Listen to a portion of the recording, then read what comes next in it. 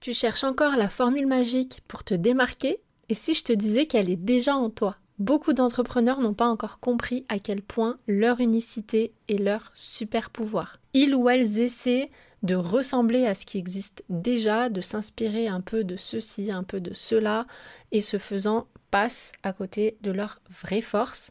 Dans cet épisode, je vais te montrer comment te reconnecter à ce qui fait de toi quelqu'un d'unique et comment transformer cette unicité en aimant à client. Bienvenue sur Big Bold Business. Donc aujourd'hui, je te le disais, on va parler de comment se démarquer. C'est extrêmement important aujourd'hui quand on travaille dans le digital. Tu le vois sans doute, il y a de plus en plus de créateurs de contenu, de plus en plus de bruit. Il est de plus en plus difficile de sortir du lot. Et donc, j'ai envie de te partager ce qui m'a permis personnellement de me démarquer et ce que j'enseigne également à mes clientes. La première chose, c'est comprendre ce qui te rend unique. Te démarquer deviendra facile quand tu sauras justement ce qui te rend unique, puisque tu pourras davantage le mettre en relief, le mettre en valeur aux yeux de tous. Le problème, c'est que justement la plupart des entrepreneurs que je côtoie, que je connais ou qui viennent me voir ont des difficultés parce qu'elles ne savent pas ce qui les différencie. Elles ont du mal à mettre le doigt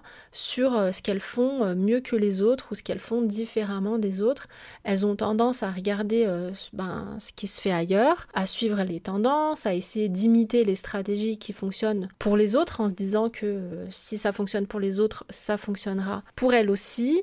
Le problème, et je pense que si tu as déjà essayé de le faire, tu t'en es rendu compte, c'est qu'en fait, quand tu fais ça, tu finis par te noyer dans la masse. À force de vouloir bien faire et d'essayer de ressembler aux autres, finalement, tu dilues ce qui te rend unique. Alors c'est quoi justement être unique? Eh bien, c'est bien plus que tes compétences ou tes diplômes. Ton unicité, c'est la combinaison de tout ce qui fait de toi, toi. Donc c'est ton parcours, ton histoire, tes valeurs, ta manière de voir le monde, tes échecs, tes succès, ta personnalité, ta vision, etc., etc. Et en fait, ça, personne ne peut le copier.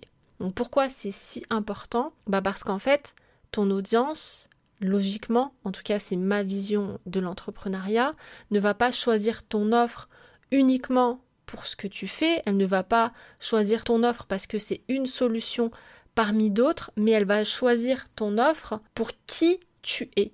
Quand tu montres ton unicité, tu crées une connexion authentique avec des personnes avec qui ça résonne. Ton audience cible, tes clients de cœur comme j'aime les appeler. Et ce lien est bien plus puissant qu'un prix bas ou qu'une belle stratégie marketing.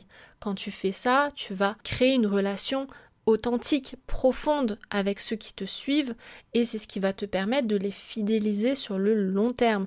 Tu ne seras plus une commodité parmi d'autres, tu seras la solution, l'unique solution. La personne chez qui on se dit mais moi je ne veux pas travailler avec quelqu'un d'autre que cette personne ou je ne veux pas acheter chez d'autres personnes que cette personne. Donc comment identifier ton unicité? Déjà, fais le point sur ton parcours. Donc regarde ton chemin, tout ce que tu as fait jusqu'ici. Qu'est-ce qui t'a amené à faire ce que tu fais aujourd'hui? Quels ont été les moments clés? Par exemple, je sais pas, peut-être que tu es passé par un burn-out qui t'a poussé à repenser ton business ou repenser ta vie professionnelle et qu'aujourd'hui t'accompagnes justement d'autres femmes à éviter de passer par la même épreuve. Donc ce genre d'histoire, c'est typiquement le genre d'histoire qui va résonner avec ton audience de cœur puisque tu vas montrer que tu comprends réellement ce qu'elle traverse, que tu as vécu la même chose ou en tout cas elle va pouvoir s'identifier et ressentir des émotions parce que finalement elle va pouvoir se reconnaître dans ton parcours. Deuxième chose, identifie tes valeurs profondes. Les valeurs d'une personne, c'est vraiment ce qui fait partie de son ADN. C'est quelque chose qui va la driver dans toutes ses actions, dans toutes ses prises de décision. Donc, qu'est-ce qui te motive aujourd'hui au quotidien? Qu'est-ce qui te tient vraiment à cœur dans ton travail, dans ta vie? Ton audience connectera beaucoup plus avec toi si elle partage les mêmes valeurs que toi. C'est vraiment un élément qui va connecter immédiatement avec elle, sans nécessairement qu'elle te connaisse depuis longtemps. Et donc, c'est vraiment quelque chose qui va te permettre de donner envie aux gens de travailler avec toi parce que justement, ils vont s'identifier à travers tes valeurs, ils vont avoir l'impression que vous faites partie de la même tribu, de la même communauté, que vous avez des choses très fortes, très puissantes en commun. Donc par exemple, si tu es très attaché à la transparence, à l'éthique, eh bien tu pourrais en faire un pilier de ton business, ça pourrait être un élément différenciateur que tu mets en avant dans ton activité. Ensuite, observe ta manière de faire les choses. Tu as forcément une méthode de travail unique, différente. Même si tu t'es formé auprès de la même formation que tes concurrents, tu as forcément une manière d'appliquer la méthode de travail qui colle parfaitement à toi, à ta personnalité, à tes compétences, ce que tu aimes, ce que tu n'aimes pas, etc., etc. Donc les questions à te poser, c'est par exemple, est-ce que tu utilises une approche ou une structure que les autres n'ont pas. Donc par exemple, je sais pas si tu es coach, tu as un côté rebelle, t'aimes casser les codes et t'hésites pas à être brute de décoffrage, à être très cash auprès de tes clientes ou au contraire, si tu es plutôt quelqu'un qui accompagne avec douceur, avec patience, eh bien pourquoi pas identifier déjà ça et ensuite le mettre en avant pour attirer justement des personnes avec qui ça résonne, des personnes qui vont être attirées justement par ce côté plutôt cash ou au contraire les autres qui ont besoin de plus de douceur. Et puis, dernière chose, écoute ton audience et tes clients parce que parfois ce qui nous rend unique, c'est des choses dont nous-mêmes on n'a pas conscience, c'est des choses sur lesquelles on a du mal à mettre le doigt et donc le fait d'écouter ce que disent tes clients de toi ou ce que dit ton audience de toi, ça va te permettre justement de mettre le doigt sur ton unicité, sur les choses que tu ne vois pas. Donc tu peux par exemple poser des questions à tes clientes ou à ton entourage en mode qu'est-ce qui te plaît dans ma manière de travailler? Qu'est-ce qui selon toi me démarque sur mon marché? Si tu devais me décrire à quelqu'un, quels sont les 3 objectifs qui te viendraient en premier dans la tête? Je te garantis que tu seras probablement surprise des réponses. Donc pour te donner un exemple concret, quand j'ai décidé de me positionner comme coach business, j'avais peur que mon approche soit pas assez pro, pas assez corporate. Moi, ce que je voulais, c'était casser les codes. J'avais envie d'utiliser un ton direct. J'avais envie de parler d'audace, de leadership, de premium. À l'époque, je pensais que ça me bloquerait, que ça serait pas forcément quelque chose qui allait attirer ma clientèle cible. En réalité, c'est exactement ce qui m'a permis d'attirer des personnes qui résonnent justement avec ces valeurs-là, avec ces côtés de ma personnalité, des personnes, donc des entrepreneuses qui, elles aussi, veulent sortir du moule, qui ont ce côté un peu rebelle et qui veulent aligner leur business avec leurs valeurs. Donc c'est ce qui m'a permis finalement d'avoir un positionnement unique sur mon marché et de construire une audience fidèle qui est attirée en fait par les offres que je crée parce que ça résonne avec ses aspirations. Donc tu l'as vu, ce qui te rend unique, c'est déjà en toi, c'est pas quelque chose que tu dois aller chercher à l'extérieur. Le problème, c'est qu'on passe beaucoup de temps à regarder ce que font les autres, à essayer de chercher à l'extérieur ce qui pourrait nous permettre d'obtenir de meilleurs résultats, et du coup, on finit par oublier de regarder en nous-mêmes. Alors, mon conseil pour aujourd'hui, c'est vraiment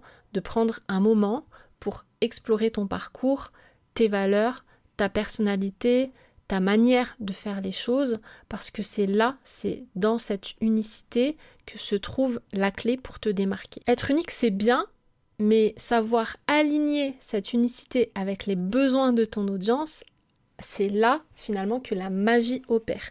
Une erreur que beaucoup font, c'est de croire que se démarquer, c'est juste être différent. Mais en réalité, ton unicité n'a de valeur que si elle répond à un besoin réel de ton audience. C'est cet alignement entre ce qui te rend unique et ce que ton audience cherche qui te permet finalement de captiver et ensuite de convertir. Donc comment trouver cet alignement? Bien déjà, apprends à connaître profondément ton audience. On en revient toujours à ça. C'est la base. Je vais vous saouler avec ça des années.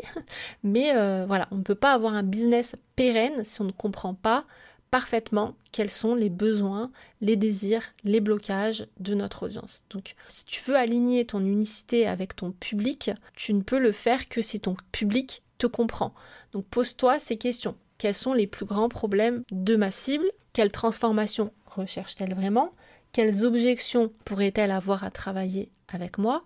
Et une fois que tu as ces réponses, tu vas pouvoir commencer à réfléchir à la manière dont ton unicité peut répondre justement à ces besoins spécifiques. Ensuite, relie ton histoire à ces besoins. Ton parcours qui est unique, on l'a vu, va te permettre de créer une connexion émotionnelle avec ton audience, Donc c'est à toi en fait de relier cette histoire-là à ses besoins en ayant justement identifié au préalable quels sont ses besoins. Donc si ton audience lutte par exemple avec un problème que toi-même tu as déjà surmonté, eh bien tu vas partager cette expérience. Tu vas lui montrer que tu comprends ces défis parce que tu les as toi-même déjà vécus. Donc par exemple, si tu es coach en organisation et que tu as toi-même jonglé entre des journées chaotiques avec tes enfants, à les amener à l'école et devoir en même temps gérer ta carrière, etc. et que tu as trouvé un système efficace, ton audience connectera immédiatement avec cette réalité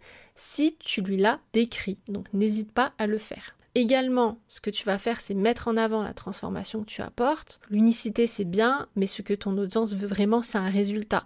Donc ton job, c'est de lui montrer comment ce qui te rend unique peut lui apporter la transformation qu'elle recherche.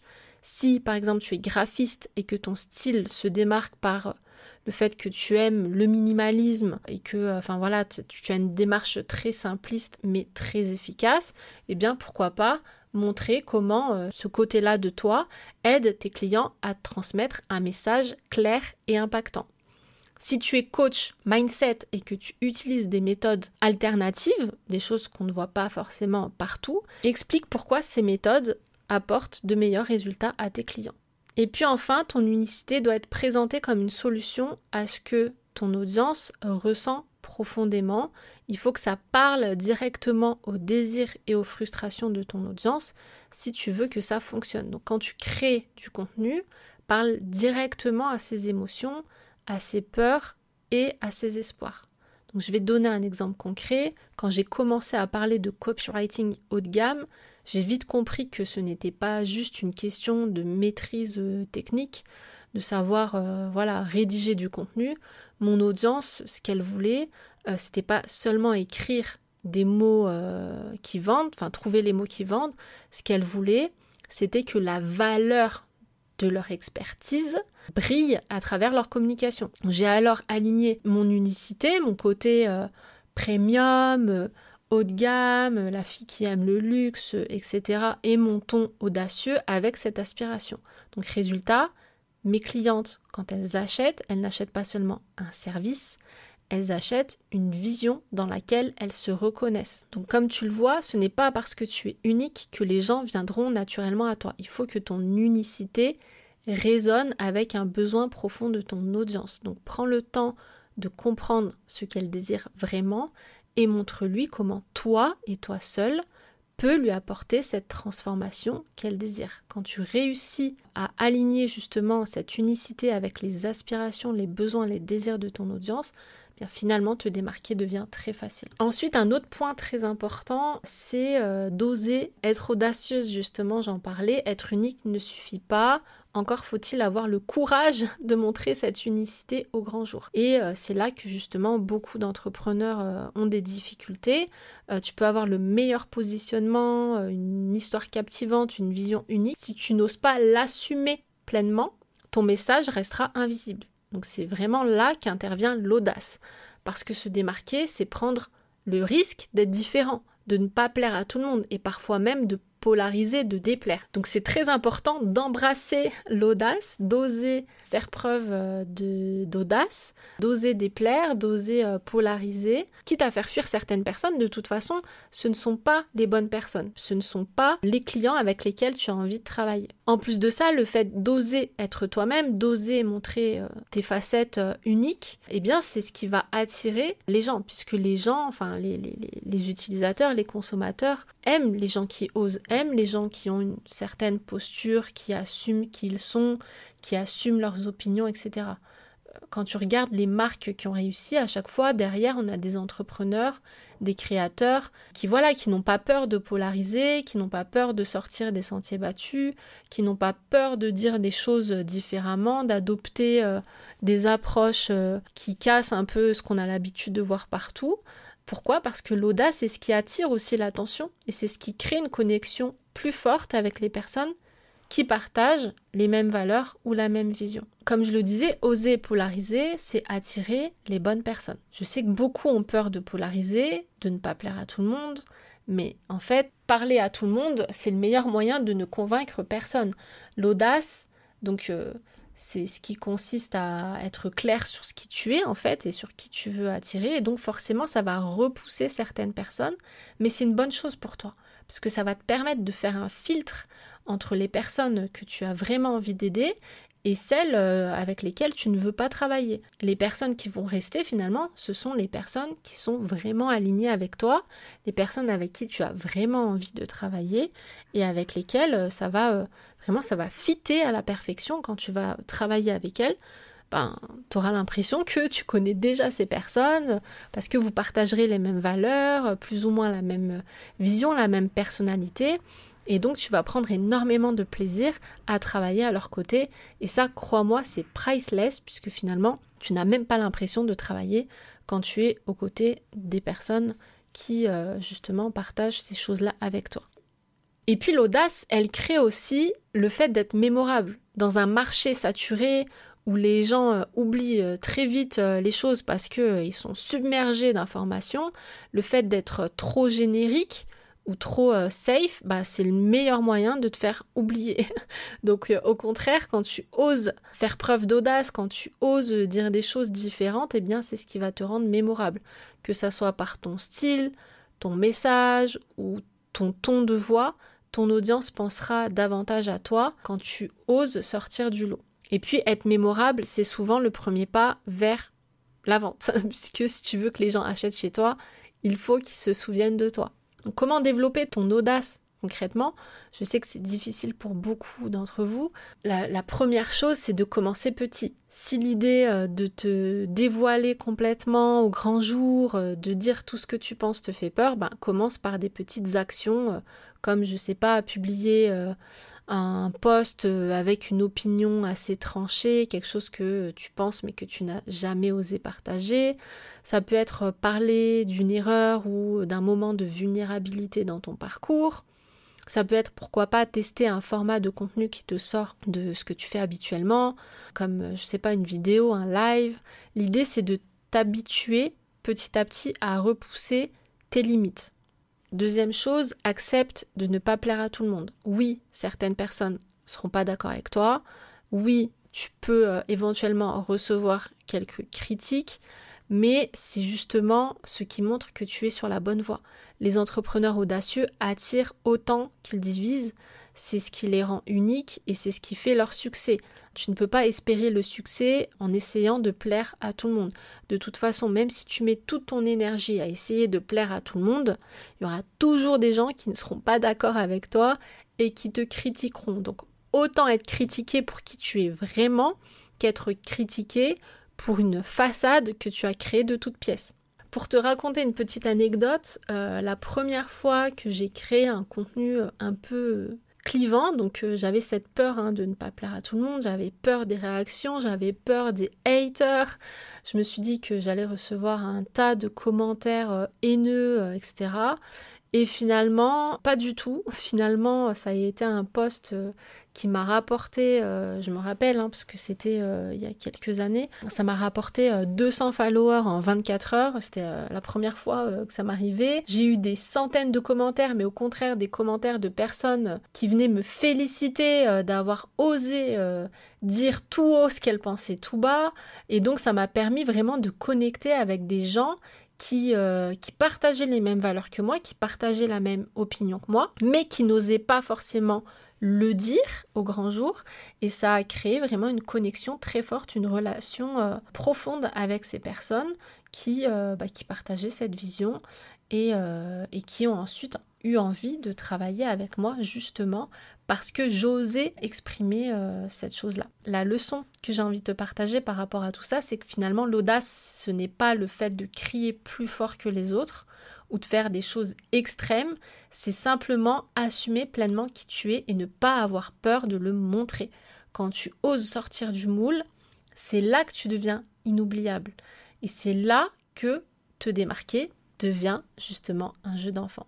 Pourquoi c'est important de se démarquer, comme je l'ai dit? Parce qu'en fait, les gens n'achètent pas des produits ou des services, ils achètent une connexion. Ils ont besoin de pouvoir identifier ce qui te rend unique pour pouvoir acheter chez toi. Donc une fois que tu as identifié justement ce qui te rend unique et que tu assumes cette unicité avec audace, il reste une étape clé, c'est celle de créer une connexion avec ton audience. Et donc cette connexion, elle va pas se construire avec des stratégies hyper compliquées ou des discours à n'en plus finir.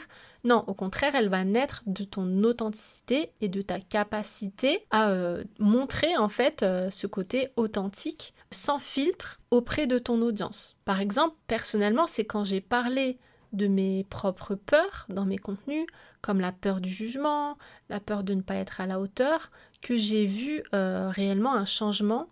J'ai vu que mon audience connectait en fait avec ça parce que elle ressentait exactement la même chose, mais elle n'osait encore une fois pas forcément le dire. Et donc ça lui a permis de connecter en fait avec moi, ça lui a permis de se sentir comprise et donc de renforcer par la même occasion ma relation avec ces personnes. Et c'est ce qui m'a permis justement de booster mes ventes parce que quand quelqu'un se sent compris, il est beaucoup plus enclin à te faire confiance. Il faut bien comprendre que les décisions d'achat, ce ne sont pas des décisions qui sont rationnelles. 90% du temps, ce sont des décisions qui sont sur le plan émotionnel. Ton audience, elle n'achète pas uniquement pour combler un besoin pratique, elle achète parce qu'elle ressent quelque chose à un instant T. Elle ressent de la confiance, elle ressent de l'inspiration, de l'admiration, ou ça peut être même un sentiment de soulagement à l'idée que toi-même tu vives la même chose qu'elle ou que tu aies vécu la même chose qu'elle. Donc le fait de créer une connexion authentique, c'est justement ce qui déclenche ces émotions. Et donc c'est ce qui déclenchera aussi la vente. Et puis la connexion, elle renforce la fidélité. Moi aujourd'hui j'ai une clientèle, j'ai une petite audience certes, mais une audience de clients qui sont très fidèles. J'ai des clients, ça fait des années, 4, 5 ans, voire plus, qu'ils achètent mes produits parce que ce sont des clients qui se sentent connectés à moi. Donc elles n'ont pas besoin de chercher d'alternatives, elles n'ont pas besoin de comparer mes prix à celui de mes concurrents parce qu'elles savent que c'est avec moi qu'elles veulent travailler. Elles savent que c'est ma vision qu'elles veulent et pas celle de quelqu'un d'autre. Donc pour connecter, justement, créer cette connexion authentique avec ton audience, ce que je te propose, c'est vraiment de créer du contenu qui ne se contente pas de partager, de donner des conseils pratiques, mais plutôt de créer du contenu qui parle aux peurs de ta cible, de ton audience, de ses frustrations, de ses blocages, de ses croyances limitantes, et puis aussi bien évidemment de ses rêves. Tu vas montrer que tu comprends ce qu'elle ressent, et c'est ce qui va te permettre de créer cette connexion forte. Donc par exemple, tu pourrais dire « Je sais que tu en as marre de publier du contenu sans résultat, c'est frustrant, je suis aussi passée par là, mais imagine si aujourd'hui, chaque post que tu crées captait immédiatement l'attention et générait des ventes. Je sais que c'est possible, je l'ai fait et je vais te montrer comment. » Créer une connexion authentique, c'est bien plus qu'une stratégie, c'est vraiment un état d'esprit. C'est décider d'être présente pour ton audience, c'est décider de te montrer tel que tu es, c'est décider d'essayer de comprendre ce que vit ta clientèle cible et de partager avec elle des choses sans filtre. C'est vraiment voir ton audience comme si c'était un proche, une proche, quelqu'un que tu apprécies, quelqu'un avec qui tu as envie de nouer une relation de confiance sur le long terme, comme si c'était une relation amicale presque, d'accord ?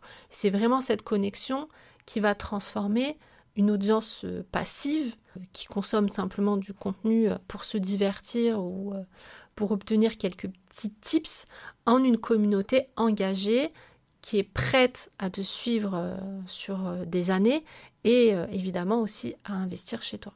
Donc voilà, on arrive déjà à la fin de cet épisode. On a exploré ensemble beaucoup de choses, donc comment ton unicité, ton audace et ta capacité à créer une connexion authentique peuvent faire toute la différence.